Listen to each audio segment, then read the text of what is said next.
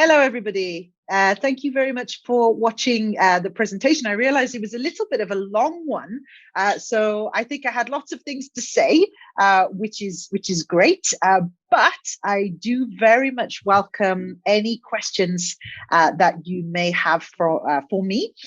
So if you would like to put any of your questions into the chat box, or as Hedy said right at the beginning of the session, just raise your hand. It would be lovely to have a really interactive conversation here, because I've been listening to myself now for 45 minutes, and it would be great to hear some input from the rest of you out there. So I'll just give it a second. I know that a couple of questions have already been entered, but please don't be shy. We also have your reflective questions, Nicky. I also have some questions. Sure. Sure. Okay, so if there aren't any questions that come to mind immediately, but please do keep on thinking about it as we're talking, because it would be just fantastic to have some fresh questions. One of the reflective questions that I've been reflecting on quite a lot during this presentation was whether or not you should point out all of the mistakes when somebody completes their initial IELTS assessment with you. And I've sort of realized that all of these reflective questions are quite philosophical, because there really isn't a right or wrong answer to any of them. Simply because there are so many variables involved in an initial assessment. The whole point of an initial assessment is to build up this holistic picture. Okay, so this is what I mentioned right at the beginning, and this is really, really key. This is much more important than understanding whether or not a student can use the present perfect. You need to understand. You need to get under the skin of that student as a person. Try to understand and ascertain what makes them tick. Because if you can do that, then you will be able to start to unlock the way that you are going to be able to help them to achieve IELTS. So going back to this question about should you point out all of the mistakes, this really depends on where they are. Okay, so they come in, they have the initial chat, you get some general information about them, you get under the skin a little bit more, you dig a bit deeper, you find out, they don't even know what IELTS is. Somebody's just told them, take an IELTS. And so they say, I know there's a nice language school down the road, I'll go and ask them. And that's basically as far as they've got on their journey. Or are they the person who's going to come in and say, I've taken IELTS maybe 12 times in 3 different countries, which is a true story. That was somebody who I have taught. And they probably know the exam perhaps better than the teacher. Certainly this particular student would say to me, well, in part 3 of the listening, you could have a task type like this, and I'd have to be playing catch up because I didn't actually know the task types that much, that well, to be able to just have them on the, or from the top of my head. So it really depends on the students. Okay, so if we're talking about somebody who has a lot of experience of the exam, perhaps they're only half a band or a band away from what they need, they've potentially taken it a few times before and they're looking for really specific advice, then yes, you point out every single mistake, because at that stage, they've already got lots of IELTS baggage, and it's going to be your job to unpack that baggage later on. If they're at the beginning of their journey, I probably wouldn't do that, because if you do that, you may knock their confidence a little bit. And I would be pointing out more general trends, to use an IELTS word, in their, for example, writing. So I would say, for example, oh, you still make basic errors with your writing. I wouldn't point out every third person S that's missing or every article that's missing. And I would always try to balance that with something positive. So I may say, oh, you have some really nice range or some very nice structures. Oh, you can use the third conditional. There's still a few basic errors though. Okay, so I would talk about it in very general terms. And then of course, you're going to dissect it more when you're planning their course. So I hope that's a full answer to that question. Hedy, have we had any questions popping up? I actually have a question, and then related to exactly what you've been talking about.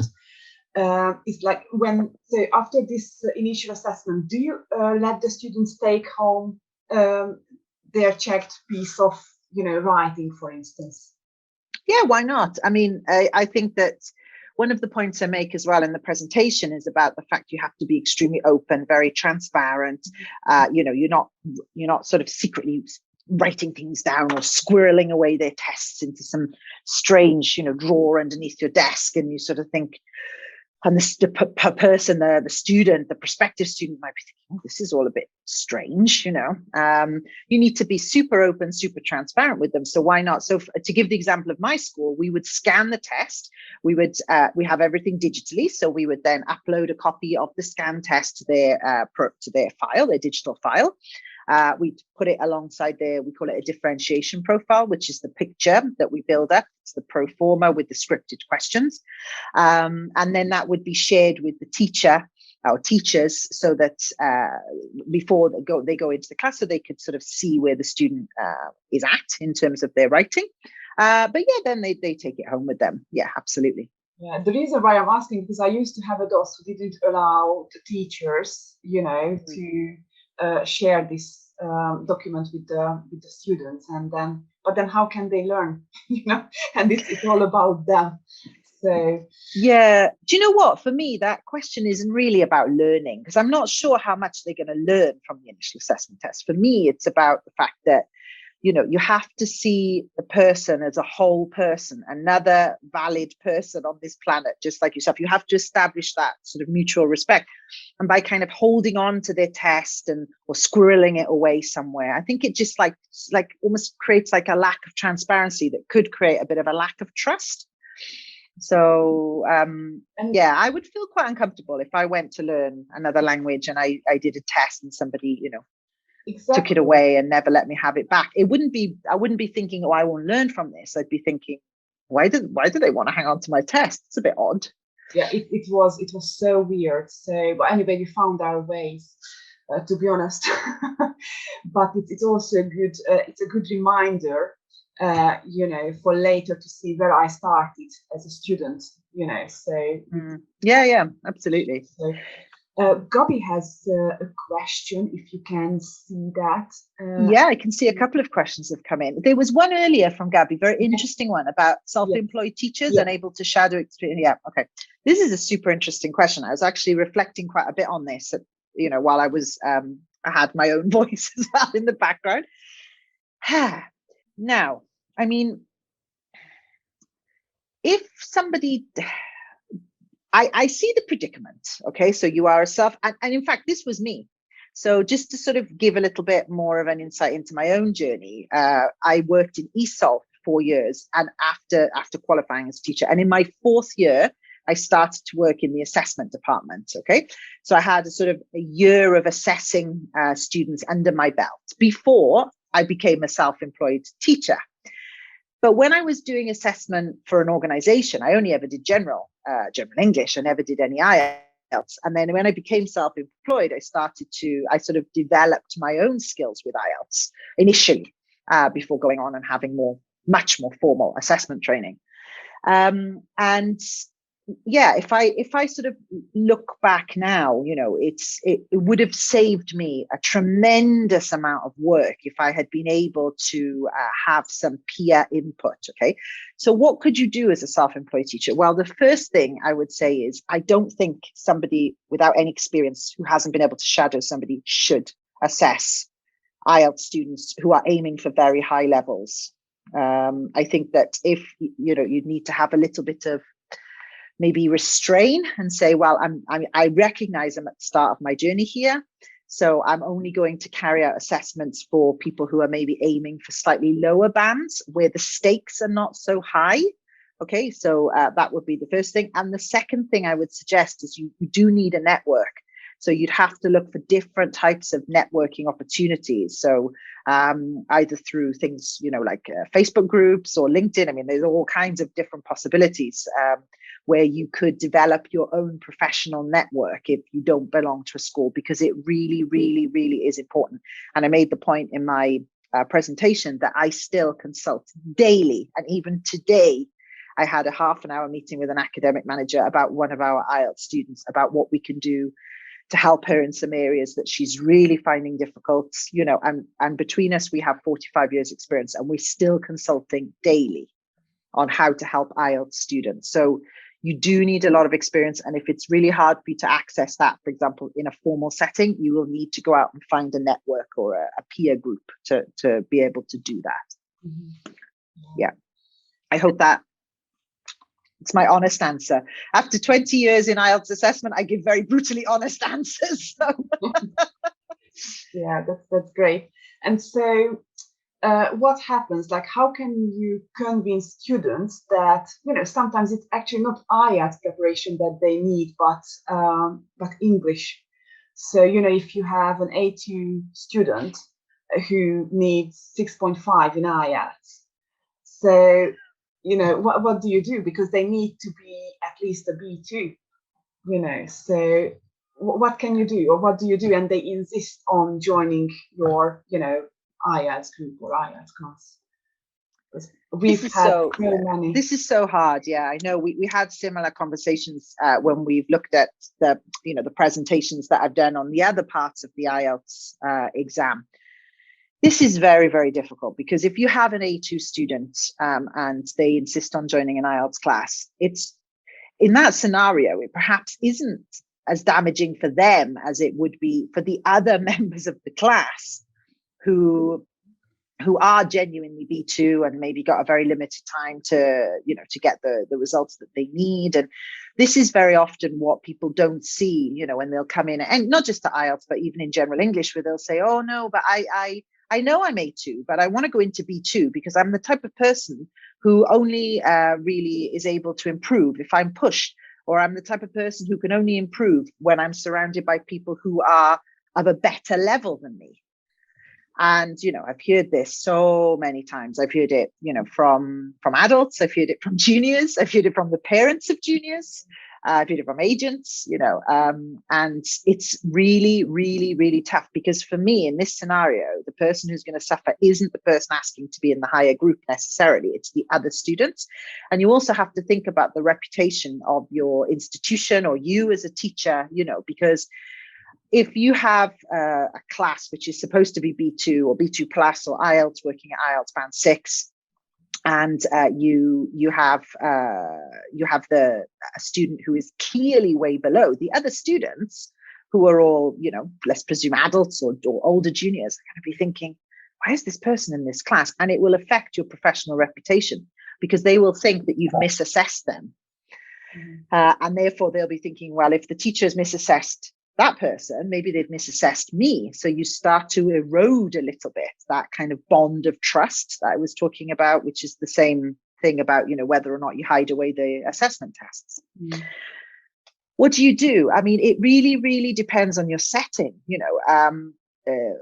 What I would do, working for myself with, 20 years of experience, is I would just say, I'm sorry, I'm not teaching you.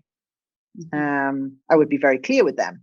Now, I appreciate that might not be so easy if you are in a much, much, much bigger setting, or there's a lot of pressure coming in. So I think then you just get into a situation of kind of negotiating, and you say to them, look, yes, okay, perhaps, yes, you can join the class, but you have to do all this extra homework. You will have to, as a teacher, or if you're not the teacher, you'll have to speak with the teacher about having maybe different exercises ready for that student, So there's a lot of extra work involved. And perhaps if you're working in a school setting, and maybe it's a manager who maybe isn't a teacher, saying to you, look, you have to let this person join because I've got these pressures to let them join. Say, okay, well, they can join, but the teacher will need to do this extra prep. So potentially that's going to cost money. Then we will have to give them some private tutorials, because otherwise they just won't cope. This is going to cost this much extra money. So are we going to pass the costs on to the student, or how is that going to work? Are we going to pay the teacher more? And perhaps by putting it in those terms back to the manager or the academic manager, they may reevaluate their decision. But it's never a good idea to have an A2 student in a B2 class. It's never a good idea. It's so hard. So it's I I've been there actually, and I needed to make it clear to the student that, you know, I mean, it's your responsibility as well, and you need to keep in mind that you are joining a group. It's not a one-to-one, you know, setting. So everybody paid the same amount of money, and I need to divide my attention equally. So I cannot just, you know, stay with you explaining things, whatever. So it's on everybody. And I think, Nicky, you were talking about the frameworks, the CFR Cambridge. I think that might be a good idea. I don't know how convincing this can be, but for instance, the Cambridge exams are clearly mapped on the CFR level, and we know that to move from one level to the next, from A1 to A2, A2 to B1, it takes 120 hours. That's the recommended number of hours, together with homework and also with some work outside the class. And as actually we move higher up, it takes longer, as they say. So from B2 to C1, C1 to C2, it's even longer. So if we show them where they are and how long it takes to move from one level to the other, they cannot argue with Cambridge, you know. So it's you know, it's not us teachers who do not want to help them. It's reality. It's the present reality that they need to probably accept. So Hedy, I think there's two really excellent points you've made there. The first idea of, you know, really quantifying this, really breaking it down, you know, and into these kinds of, you know, you could have that scale ready to roll, you know. So you have your scale, you have your sort of mapping scale, so it's like this and like this, and you could even add on your own scales, which could be even something you develop, you know, as a school. So for example, at Partridge, we tell people that very much more or less, you know, and a private hour is kind of equivalent to about 4 or 5 hours in a group. That's sort of the very, and again, we don't claim this to be any official statistic. This is just our own internal anecdotal statistic of what we sort of find in terms of the progress that can potentially be made. Yeah, because this is really important when people come in and say, well, how many hours, say for example, you're selling packs of private tuition. Yeah, this is really important because usually people want to know how long, how much. That's the two kind of key questions that they'll come out of an assessment asking. So having these kinds of things. So yeah, as has been mentioned about, you know, the 120 hours to move from this level to this level. This is officially what Cambridge estimate, and that has to be full-time study. It can't be part-time, and it has to also involve this much self-study. Are you able to? You can throw the question back at the person coming for the assessment, the student. Are you able to commit to this level? So you're kind of turning the tables, and then even from the assessment phase, you're sort of making them responsible for their own learning and saying, well, you know. And this is where the holistic side of it really comes in, you know, because if somebody comes in and says, well, I'm a mother or father of 5 or 6 children under the age of 10, which happens all the time here. We have people coming here all the time. And I also work, and my partner is in full-time study. But I want to get 7 in 3 months. You know, I will say to people, look, we're all humans in this room. We're all people. Do you really think you're going to have the time to do that? Because I wouldn't have the time to do that in a million years. And sort of flip it back at them, and then show them these official frameworks and guidelines for study, or your own estimated internal ones. But, and this is the huge but, and this brings me on to point number 2. And I don't wish to overly complicate this situation or the question, but that presumes that the person who's coming in for the assessment believes and respects frameworks, because there are very, very often people that will come in and they maybe are from a country where the official frameworks or guidelines or things like this exist, but nobody pays any attention to them, because they're from a culture where the person who shouts the loudest or who has the most money is the person who's going to get ahead. Yeah. And that is another battle, because you can, you know, I've had assessments where I've laid all of this on the table, you know, in detail, and gone, you're just not going to get it in 2 months. And they say, yeah, but I want to try.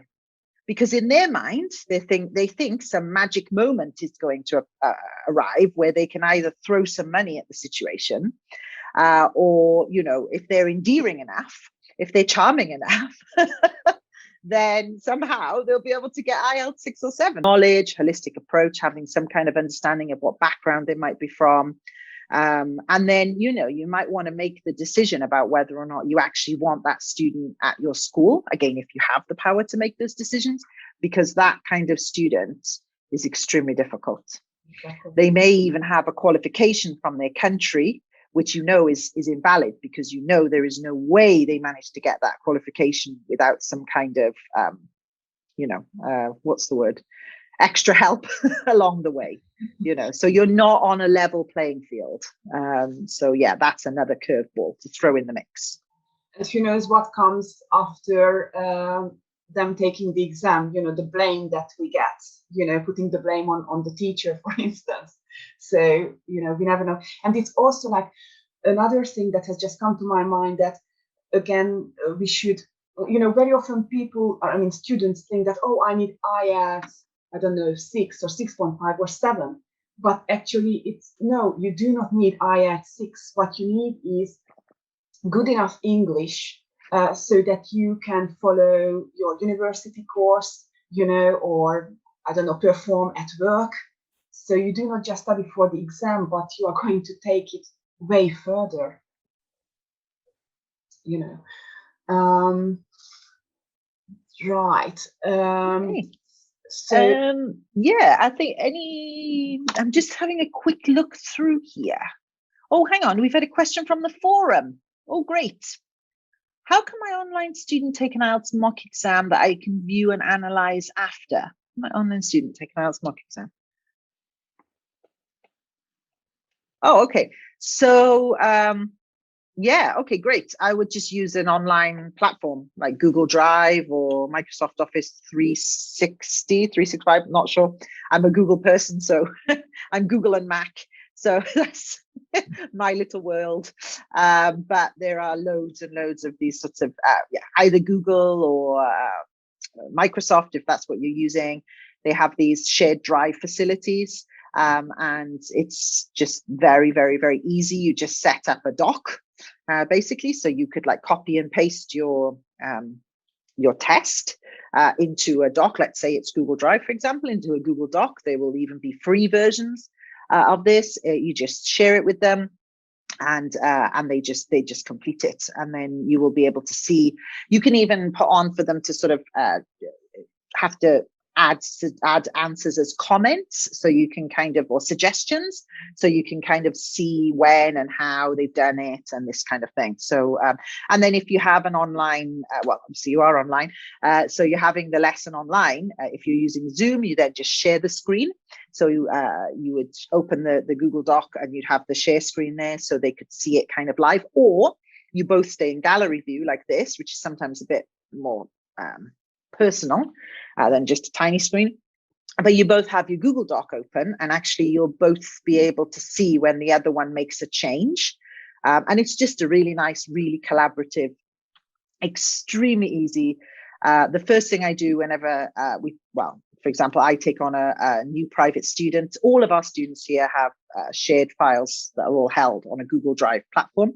The first thing I do, actually, even as part of the assessment, a lot of the times I give them a super quick tutorial in how to use Gmail and Drive if they haven't already. And if they don't have a Gmail, I just set one up for them.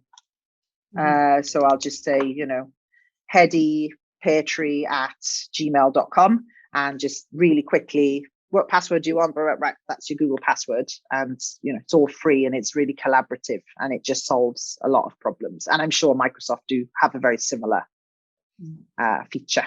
Yeah, I can see another question. Can you see that, Nicky? Yeah, I can. It just computer-based or traditional, it doesn't make any difference.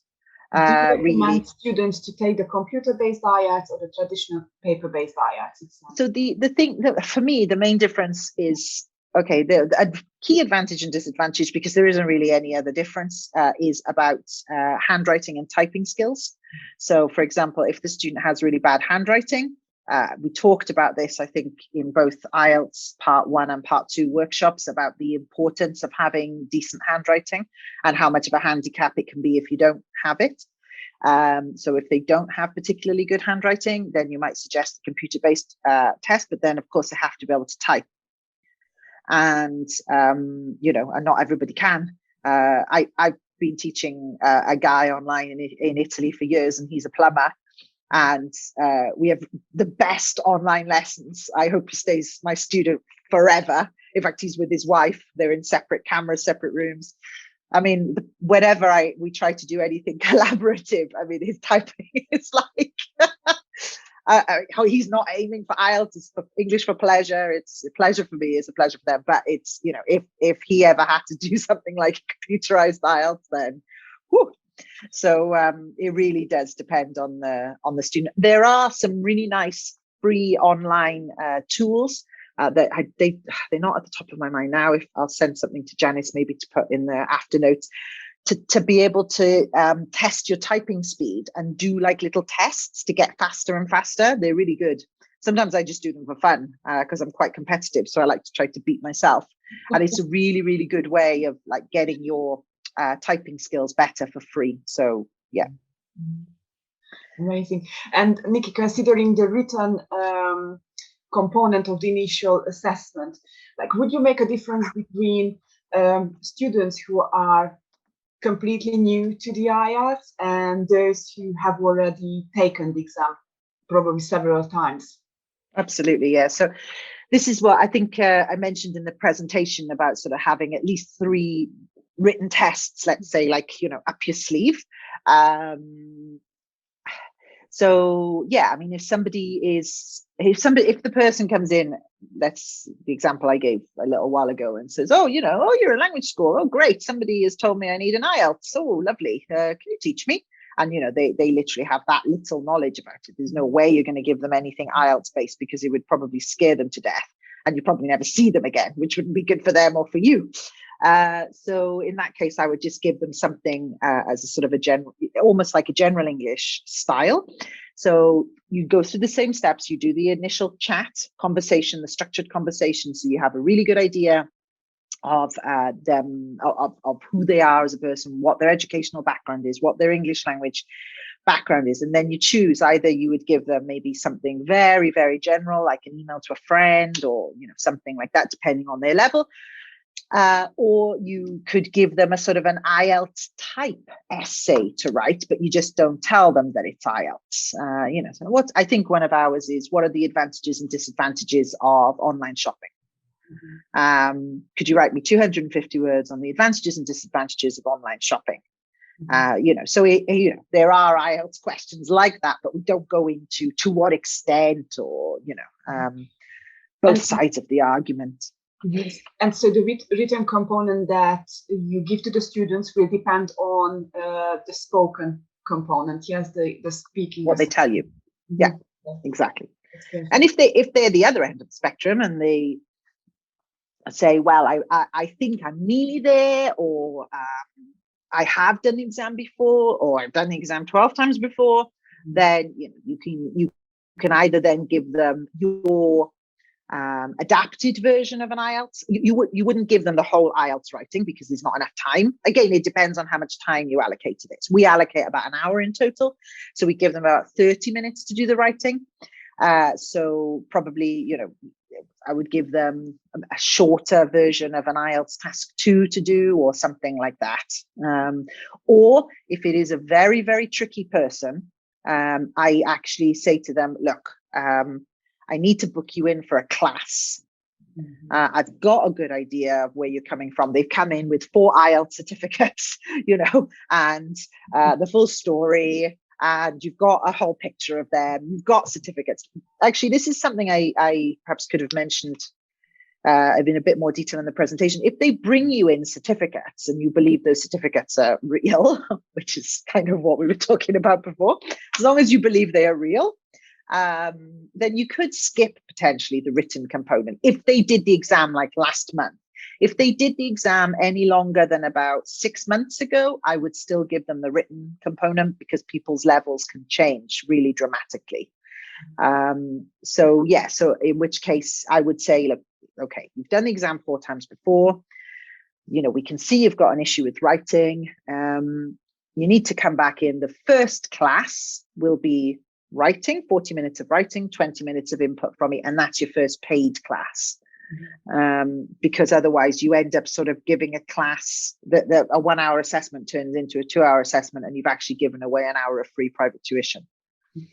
Exactly. I actually have another question, Nicky, about IELTS mock tests. So how often do you suggest that students who study in a group or class setting that they should do a mock test? How often? So yeah, it sort of depends on how long the course is. And so if we said it was an academic year, I would perhaps give them a version of a mock test at the end of the first term. Let's say it's like a September to May, June academic year. Maybe then another one sort of around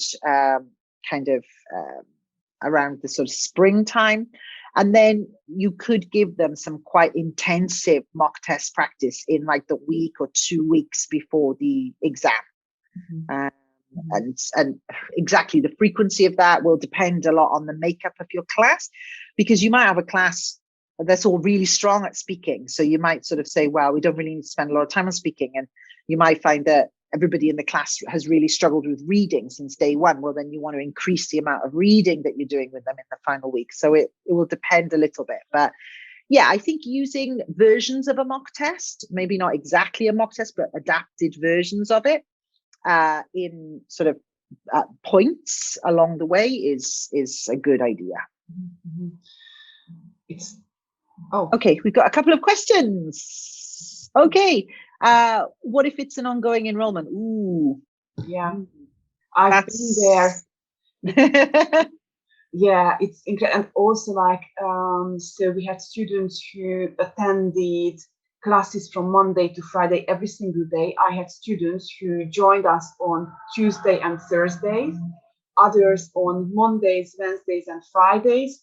And wow, it was really not easy to like. I've worked in those settings and I'm not a big fan, which is why I tend to now, later on perhaps in my career, focus more on sort of the private tuition or very small groups, very fixed start and end dates, because it's really, really difficult to help the students if you're in that sort of setting. But you're in that setting. Okay, what do you do? Well, you probably would have to give them some elements of it as a homework. Okay, there's not really any other way around that.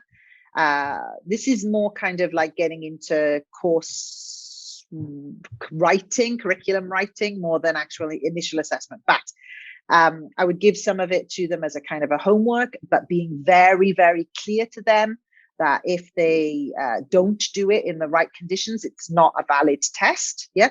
And I would sort of, again, have it mapped. If you can't map it out on an academic year basis, and I know I've worked in those situations as well, you need to at least have like a month by month scheme of work. And I think weekly enrollment for IELTS is not good. I think that it should be at the most frequent monthly. Yeah. Exactly. Yeah. I can see that Lucy has a question. Lucy, would you like to ask your question? You can unmute yourself if you have the courage to speak. Hi. Hello. Hi. Yeah, so I'm a brand new English teacher, recently TEFL qualified, and I've last week I got a message from a person who needs a 6 in IELTS. So I've been desperately looking into it and trying to discover all about it and what it even is. And just listening to you, I'm wondering whether it's something that I can actually manage, or whether it's way beyond me. I don't know. That's a very, very, very difficult question. I've been in your shoes. I had a student exactly like that. I still remember the lady's name, her face, and I did my absolute best And you know, I prepped it to the moon and back, and I did absolutely everything I could. She never achieved the score she needed. And I've often reflected on whether or not that was because of my teaching, and whether or not I should have actually said, you know what, I'm not the teacher for you. I'm too inexperienced. You should find somebody with more experience, or whether it was because of, you know, her own, maybe she'd reached a bit of a ceiling with her English language. And she also had a lot of other commitments, which at the time, I was about 23, I think. And I didn't really appreciate how hard it is to have 3 small children, and, you know, a husband who was working about 70 hours a week and needed to be looked after as well. And all of these other things that really do impact on people. So my conclusion is, if you have been very upfront with them that you are inexperienced and you want to give it a go, you can give it a go. You will need to do an extremely large amount of prep, and you know, you're going to end up working about 4 times harder than that student is going to. So if you're up for it and you've been upfront about your experience, then I would say, or your lack of experience, then I would say, you know, go for it. 6 is like a sort of a B2 plus C1. It's not a 7. If you were saying to me, Nicky, do you think I should tutor somebody who needs 7? I would say no, straight outright, no way. But 6, if you're willing to put in the work and they know you don't necessarily have the experience, but you're going to try your very hardest, then yeah, go for it. But try to get into some sort of online network, or try and find somebody maybe with a bit more experience, or that you can kind of bounce some things off. Otherwise you might find it very lonely as well. So yeah, I hope that helps. Good luck.